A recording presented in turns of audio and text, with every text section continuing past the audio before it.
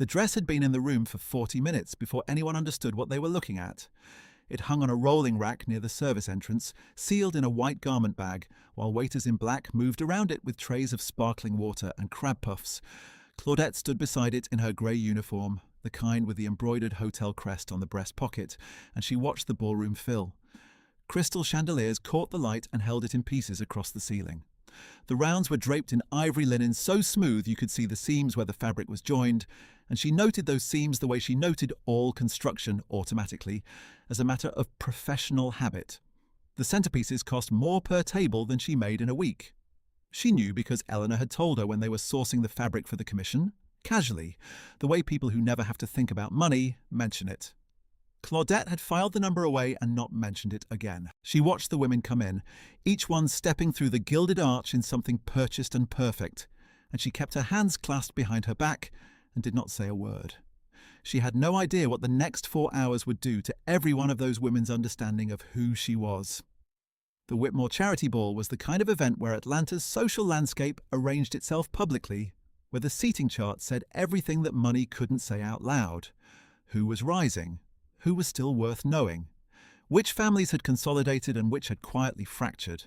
The room did all of this through table placement and flower arrangements and who greeted whom first, and it did it without anyone's acknowledgement that it was happening at all. Claudette was not a guest.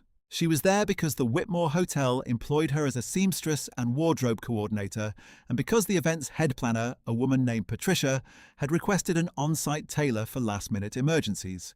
A popped button, a stuck zipper. The ordinary disasters that happened when women put themselves into their finest and forgot how dinners worked. Claudette had been doing this for 11 years. She carried a small black kit, needle and thread in a dozen colours, a seam ripper, a pressing cloth, a portable steamer no bigger than a water bottle. She knew how to enter a room without being in it. That was the particular skill that mattered most on nights like this, the ability to be present without being seen, to move through a conversation the way a shadow moved, useful and unregistered. She had grown very good at it. She was 38 years old. She had one daughter, Bria, who was 9, and who was at this moment asleep at her grandmother's house across town. She had a 3-room apartment in Mechanicsville where the overhead light in the kitchen flickered when the refrigerator compressor kicked on, and where she had learned to time her threading accordingly.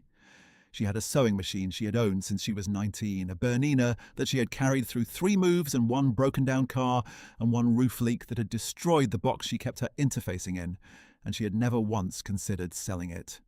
She had a business that lived mostly in the margins of her real work, the commissions that came from women in her church and her neighborhood, women who wanted something specific and trusted her to build it from nothing more than a sketch and a conversation. She had talent that most of the people in this ballroom would never think to look for in a woman wearing a hotel uniform. She was not thinking about any of that. She was thinking about whether the steamer had enough water and whether Patricia's events team had remembered to prop the side door open for her exit once the evening was over. She was thinking about the text she had sent her mother before she left the house, asking her to make sure Bria took her vitamin in the morning, and about whether the leftover rice from Tuesday was still good, or whether she should tell Mama to make the oatmeal instead. She was thinking about the commute home, which at this hour would take 42 minutes on a good night. She was not thinking about what was in the garment bag. The event began at 7. By 7:40, Claudette had already repaired 1 broken clasp on a handbag strap and re-hemmed a slip that kept sliding below the hem of a cocktail dress. The slip belonged to a woman named Lena, who was in her 60s and smelled of good perfume, and who thanked Claudette twice and then forgot about her with the effortless speed of someone who had been thanking help all her life. Claudette did not mind. She tucked her kit back together and returned to the anteroom and stood at the small work table she had set up near the door, her phone at the corner of the table, the steamer plugged into the outlet by the baseboard. Through the partly open door she could hear the quartet, something classical she didn't know the name of, and the sound of the room beginning to find its rhythm. Glasses lifted and set down, laughter from tables that had seated their full parties, the low formal register of people conducting themselves in public the way their parents had taught them. She liked this part of the evening. The in-between part, before anything was required of her. At 8:15, Patricia came through the anteroom at speed. Patricia was the kind of woman who moved through spaces as though the spaces owed her something. She wore cobalt satin that had been cut precisely for her frame, and her hair was pinned in a way that looked effortless without being effortless. And she ran the Whitmore's event division with the specific confidence of a person who had never been publicly wrong and did not intend to start. She had hired Claudette for the on-site work because Claudette was reliably invisible and reliably skilled, two qualities Patricia valued in equal measure and rarely found together. She did not think of this in those terms. She would not have been able to explain it if asked. She simply knew that Claudette got the work done quietly, and that was what the position required. She stopped when she saw Claudette and pointed at the garment bag on the rack. "That needs to go back," Patricia said. Claudette looked at the rack. "Ma'am?" "The dress, the one your client brought for the silent auction display. I need that alcove for the live bid table at 9. Patricia glanced at her earpiece, which had been murmuring at her since she walked in, already moving her attention toward the next thing. "Have it removed before 9, put it in the loading corridor." Claudette started to explain. She started to say that the dress was not for the silent auction and had never been intended for the silent auction, that it was the featured piece for the Foundation's main presentation, commissioned by the Foundation's director, that it was supposed to be unveiled on the main stage at 9:30, and that the MC had already been briefed on it, and Eleanor had cleared the staging with the hotel's event office 3 weeks ago. She had time to say about 6 of those words before Patricia's earpiece spoke again, and Patricia's attention left the room entirely, and the heels were already clicking down the marble corridor, and the anteroom was quiet. Claudette looked at the garment bag. She had spent 4 months on what was inside it. She stood in the anteroom for a moment and did not move the rack. Then she found Eleanor's number in her phone and sent a text. "Patricia wants the rack removed before 9. Please advise." She pressed send, set the phone face up on the work table so she would feel the vibration, and went back to her kit. She took out the pressing cloth and refolded it along its crease lines. She checked the steamer reservoir. She did these small, steady things and waited. She was good at waiting. She had been practicing it for years. Her mother had taught her to sew. Doris had sewn for 40 years, alterations at first out of the apartment on Prior Street, and then her own pieces once she had the clients to sustain them. And she had sat Claudette down at the burn-inner when Claudette was 6 years old and showed her how the feed dogs worked, how the tension dial changed the character of the stitch from thick and gripping to fine and floating, how the thread path was not arbitrary but a kind of logic, each step following from the one before in a sequence that was both mechanical and alive. Claudette had understood it the way some children understood music, not as instruction, but as a native language, something that existed in her before she had vocabulary for it. By the time she was 14, she was making pieces her mother brought to show her clients. By 19, she had the Bernina and was sewing for women at their church, prom dresses and Easter suits, and the occasional wedding, each one teaching her something the last one hadn't. By 24, she had Bria, and the commissions slowed, and the hotel work came, and the Bernina was busy on weeknights after Bria was asleep, but the business didn't grow the way it might have if she'd had time to grow it. She had not been bitter about this. Bitter was a luxury she couldn't afford, and a flavour she didn't enjoy. She had been tired sometimes in the way that mothers who are running 2 lives in one body are always tired. She had been lonely occasionally in the particular way of people whose gifts are invisible to most of the people around them. She had kept making things. The dress inside that garment bag had taken 4 months. Eleanor Voss had approached her in January through a woman named Sherry, who sat on the Foundation's board and attended Claudette's church and had worn a Claudette Morrow jacket to a gala 2 years ago and been asked about it 3 times and handed over Claudette's number each time without hesitation. Eleanor had come to the church hall on a Tuesday evening and they had sat across from each other at a folding table, while Sherry poured them both sweet tea and Eleanor had explained what she wanted. Something for the ball. Something that represented the Foundation's work with children and families in the community it served. Something that was, in Eleanor's words, genuinely beautiful. Not commissioned from one of the usual designers. Something real. Claudette had listened to all of that and then asked what colours Eleanor had in mind. Eleanor had laughed, a surprised laugh, and said she hadn't thought that far. They had talked for 2 hours that evening. Claudette had gone home and sketched for a week, trying things and discarding them, filling the sketch pad and starting fresh, looking for the shape that was specific to this dress and not borrowed from any other. She found it on a Thursday night while Bria was asleep, sitting at the kitchen table under the flickering light with the pad in front of her and a cup of tea gone cold at her elbow.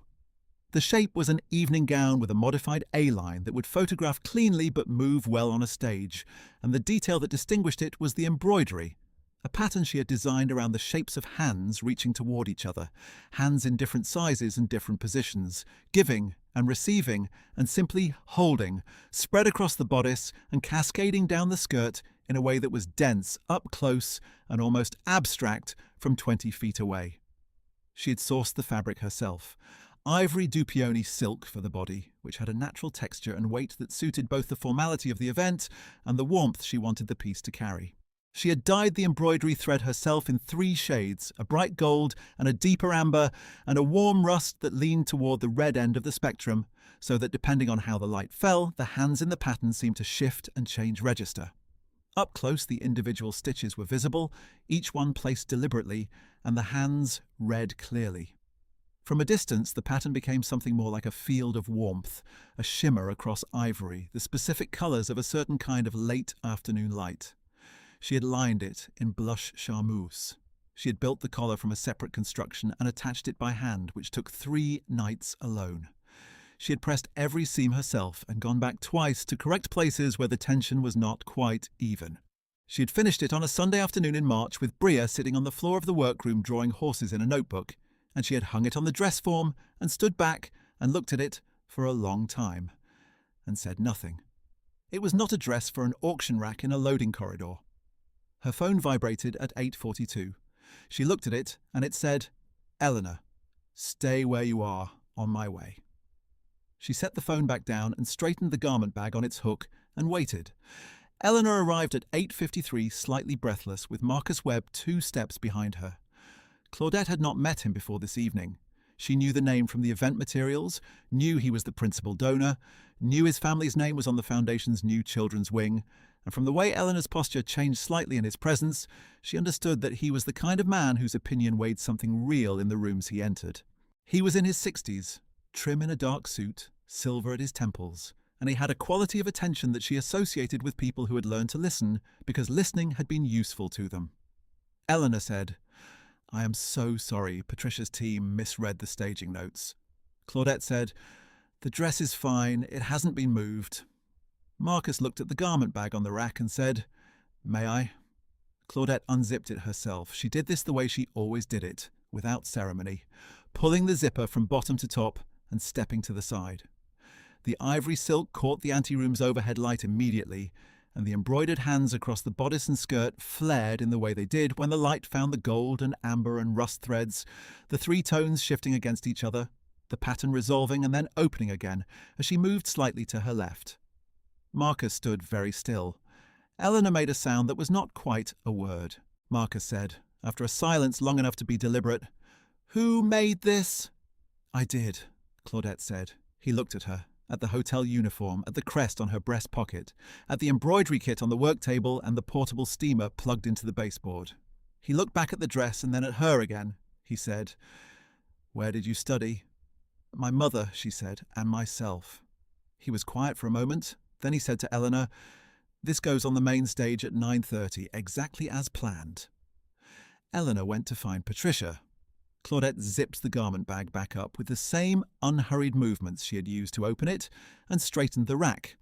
If you have ever made something with your hands that took everything you had and then stood beside it while others found out what it was, you know the particular stillness of that moment.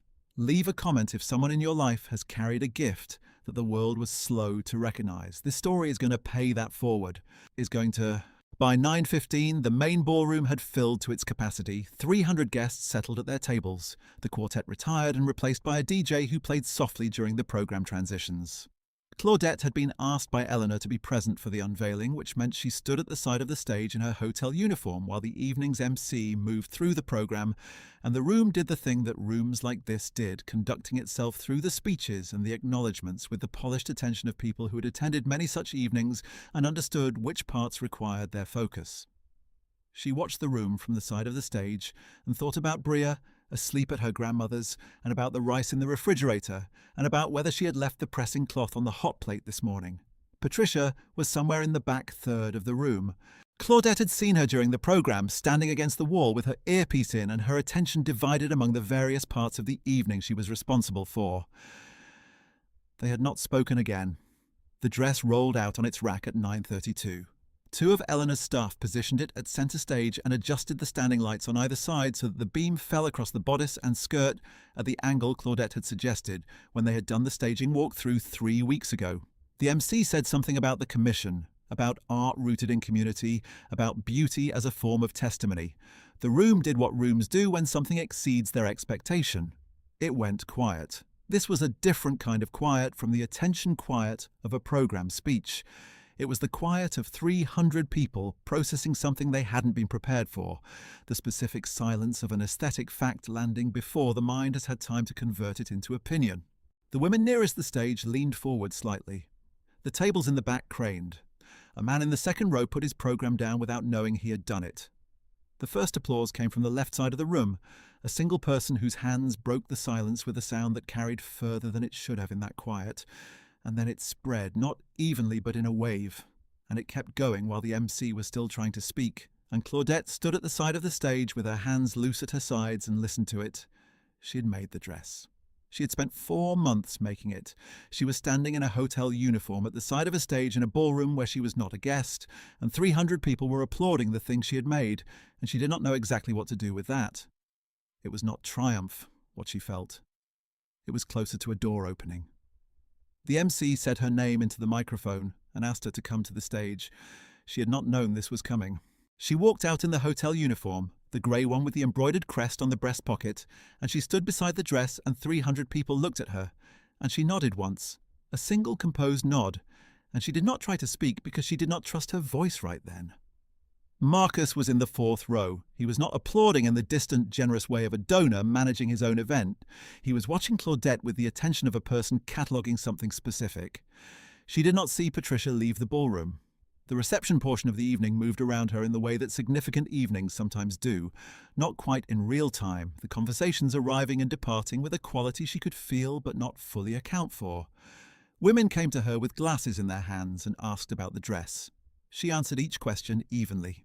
She told them about the embroidery, about the Dupioni silk, about the way she had dyed the thread to shift in different light. She told them it had taken 4 months. She answered each follow-up question with the same steady voice she used when she was explaining construction to a client who wanted to understand what they were buying. A woman named Priya pressed a business card into her hand and said she was getting married in November and had met many designers and had not found what she was looking for. And there was something in her tone that was different from the polite interest of the other conversations, something that suggested she meant it. A woman named Donna said she had a fundraiser in March and wanted to know if Claudette could do a gown and gave her number without being asked. 2 women from the same table arrived simultaneously and asked in unison whether she had a website.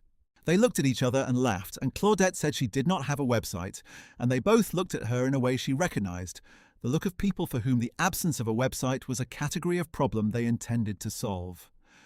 She did not have a website. She had the Bernina and a phone, and the notebook she kept in the left pocket of her kit bag, where she recorded measurements and notes in the small, tight handwriting her mother had always said looked like it was trying to save paper. Eleanor found her near the bar at 10:45. Eleanor had the contained tears of a woman practiced at emotional evenings, and she held Claudette's hand in both of hers and said, "I knew when I saw the first sketch. I knew exactly." Claudette said, "Thank you for keeping the rack where it was." Eleanor laughed, which released the tears, and they stood together for a moment while the room moved on around them. Marcus arrived at Eleanor's left shoulder at 10:52. He had water in his glass, not wine, and he said to Eleanor quietly, "Can I borrow her for a few minutes?" Eleanor pressed Claudette's hand once before letting it go. Marcus led her to a quieter corner near the windows that looked out over the city. Atlanta, at nearly 11, the grid of lights spreading to the horizon, the highway threading through it in long amber lines. He said without preamble, "My mother sewed." Claudette waited. "Home sewing," he said. "Nothing like what you do. Curtains, mending. She could take in a pair of pants that nobody else could save." He looked at the dress, which was still visible on the stage across the room, a small gleam of ivory and gold from this distance. She said it was the most honest work she knew.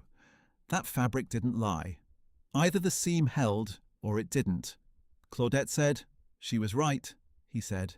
"She died when I was 31. I've spent a lot of years thinking about what she meant by honest work." He turned from the window.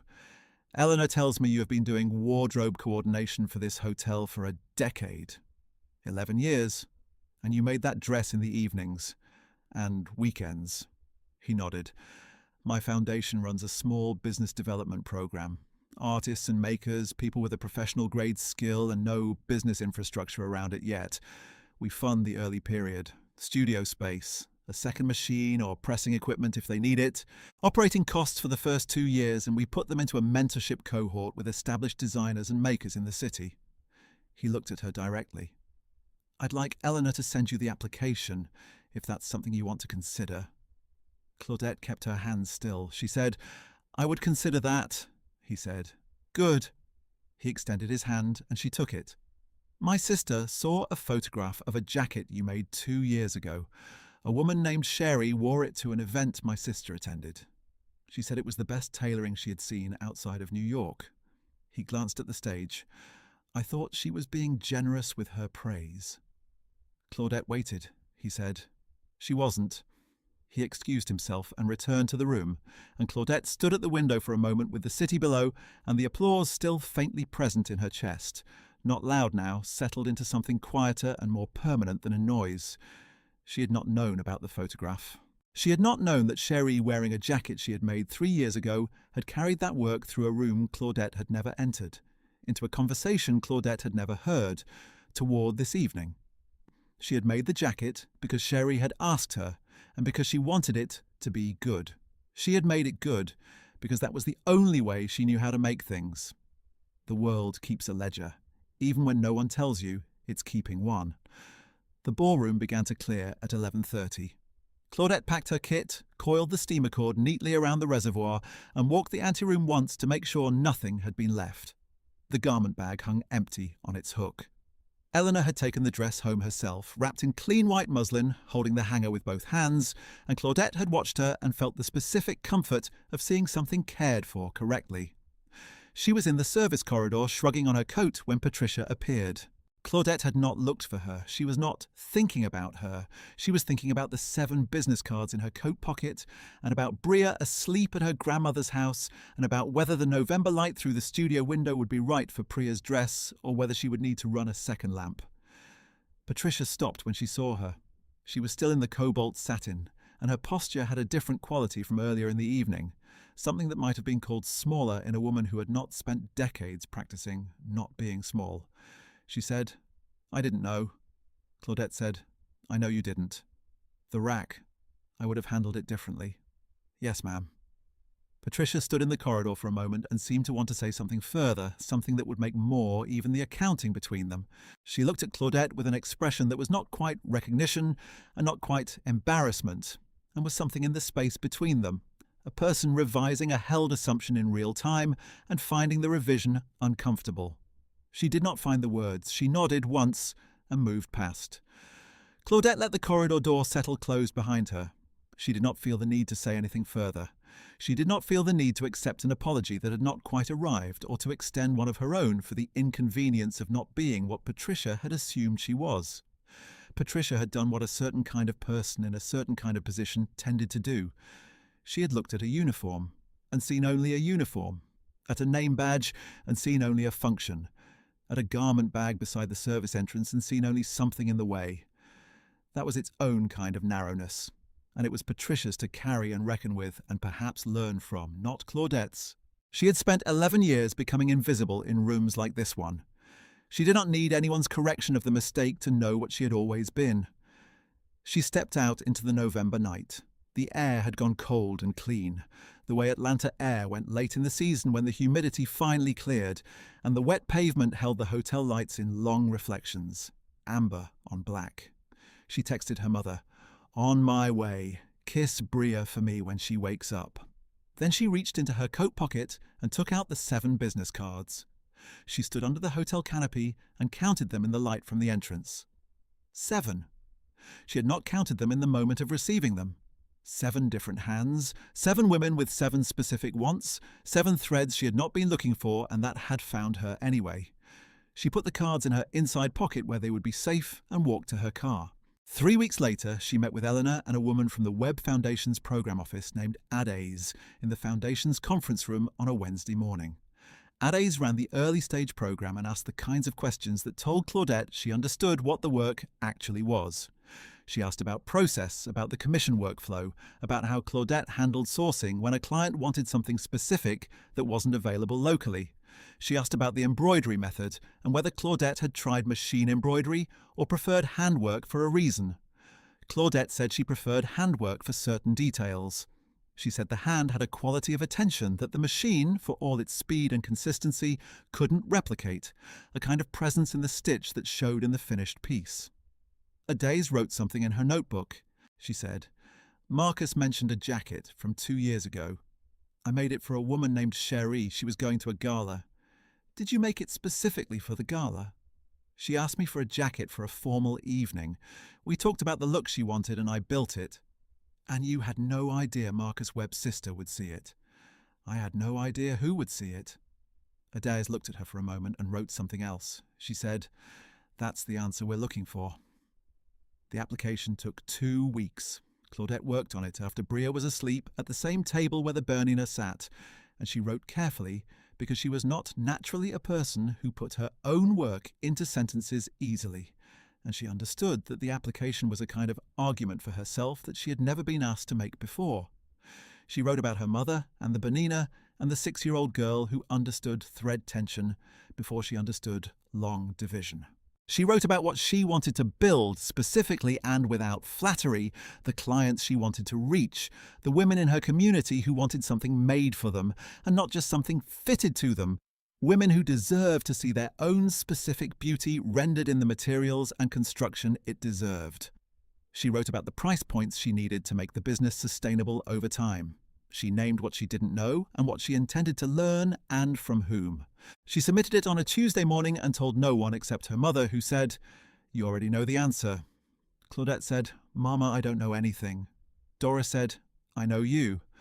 Bria found out because she came into the kitchen one evening in January and found her mother sitting at the table with a piece of paper in front of her and tears coming quietly down her face, and Bria climbed into Claudette's lap without asking what was wrong, the way 9-year-olds do when they know something is too big for regular comfort. She said, "Is it good crying or bad crying?" Claudette said, "It's good crying, baby." Bria looked at the paper on the table and read it with the focused attention she brought to everything she didn't yet fully understand. She sounded out the harder words without asking for help. Then she said, "What's a grant?" Claudette said, "It's when someone believes in what you're doing enough to help you get started." Bria thought about that for a moment. Outside, a car passed on the street and the refrigerator light flickered in its old way. Bria said, "Like how Grandma believed in your sewing." Claudette pulled her daughter closer against her chest and held on and said, "Yes, like that, exactly." The grant-covered studio space in West Atlanta, a second industrial machine, pressing equipment, the first year's operating costs, and entry into the Foundation's mentorship cohort, which connected her with 2 designers working in Atlanta and a woman named Renee who had built a couture house in New York from a single room, not unlike Claudette's workroom in the apartment. Renee was exacting and generous in equal measure, and she called Claudette twice a month for the first year and did not offer compliments easily, and did not offer them unless she meant them, which made the ones she gave worth holding. Claudette signed the paperwork in February. She gave her notice at the Whitmore Hotel on a Friday afternoon, standing in Patricia's office with the resignation in an envelope, and Patricia took it and looked at her over the desk and said she was sorry to lose her. And Claudette said thank you and meant it simply without irony, because she was not carrying anything that required irony. She moved into the studio on a Saturday in March with her mother and Bria and Cherie all carrying boxes, and she set the Bernina on its table first, before the second machine, before the pressing equipment, before the bolt storage shelving that Cherie's nephew had built to her specifications. She set it down and plugged it in and sat in front of it for a moment before she started anything else, and Bria put her hand on her shoulder from behind and said, "Is it where you want it, Mama?" Claudette said yes. The first thing she made in the studio was a dress for Bria. not a dress-up dress. A real dress, structured and lined in a deep plum charmeuse that she had found on a Tuesday trip to the fabric district and had known immediately was the right colour for her daughter's warm brown skin. She took Bria's measurements properly, the way she measured clients, and Bria stood in the middle of the studio and held her arms out with a gravity that made Claudette want to laugh. This child who took all serious things seriously and who had learned to be very still when her mother was measuring because stillness was what her mother needed. The dress took a week. There was an embroidered detail at the collar, small stars in silver thread, a thing Bria had asked for and Claudette had said she would consider and then done because Bria's face when she saw the finished collar was worth 2 evenings of hand embroidery by any accounting. When Bria put the dress on and stood in front of the studio's long mirror, she was very quiet for a long moment. She turned once, slowly, watching the plum charmeuse move with her. Then she said, without looking away from her own reflection, "This is what I'm going to wear forever." Claudette stood behind her in the mirror. She saw her daughter and she saw herself and she saw the studio around them, the 2 machines and the pressing table and the bolt shelving and the Bonina at its place. She felt the thing that had moved through her chest in the ballroom, standing beside the dress while 300 people discovered what it was, but quieter now and warmer, without the edge of surprise. It was simply the feeling of having arrived somewhere that had been waiting for you. By fall, she had 12 clients. By the following spring, 26, and a waiting list that had never quite cleared. The work moved the way work moved in her world, through women who trusted other women, through a jacket seen at a church event, and a gown photographed at a wedding, and a bridal piece that Priya wore in November, and that her photographer captured in a way that made the embroidered sleeves luminous in the afternoon light. Donna's fundraiser gown was the piece that a magazine editor saw and returned to and asked about for a feature on Atlanta Makers. Claudette read the feature at the studio on a Thursday morning when Bria was at school and the city outside was quiet in the winter way, the light coming through the high windows cool and clean. The magazine had gotten her age right, they had gotten the neighbourhood right, they had spelled her name right, which she had been careful to confirm with the writer before the piece ran. The photograph they ran was not of her. It was of the ball gown, the ivory Dupioni silk with the embroidered hands, the gold and amber and rust threads that shifted in different light. Eleanor had lent it to them and they had photographed it against a plain white wall in natural light, and the piece had done what it did. The hands reading clearly from close and resolving into warmth from farther back. The caption said, "Claudette Morrow, Atlanta Designer, 2024. She pressed her palm flat against the magazine page. She thought about the anteroom, about the garment bag on the rolling rack and the sound of heels moving away down the marble corridor, about the text she had sent from her phone at the work table, surrounded by her kit and her steamer and her thread, in a hotel uniform in a room where no one was looking for her. She had not needed anyone to look. She had been there. She had been there the whole time. She left the magazine open on the work table and crossed the studio to the Bonina and sat down and threaded it with the practiced efficiency of a woman who had done this 10,000 times and would do it 10,000 more. Outside, a delivery truck moved down the block and a pigeon landed on the windowsill and regarded the studio for a moment before moving on.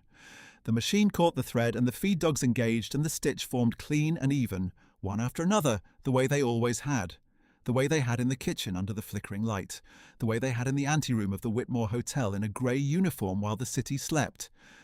She began, "Has someone in your life carried a gift for years before the world caught up to them? Drop their name in the comments and tell their story. And if this moved you, there is another story waiting, about a woman whose quiet faithfulness rewrote everything everyone thought they knew. You do not want to miss it. This is a work of fiction created for inspirational purposes. All characters, events, and locations are fictional.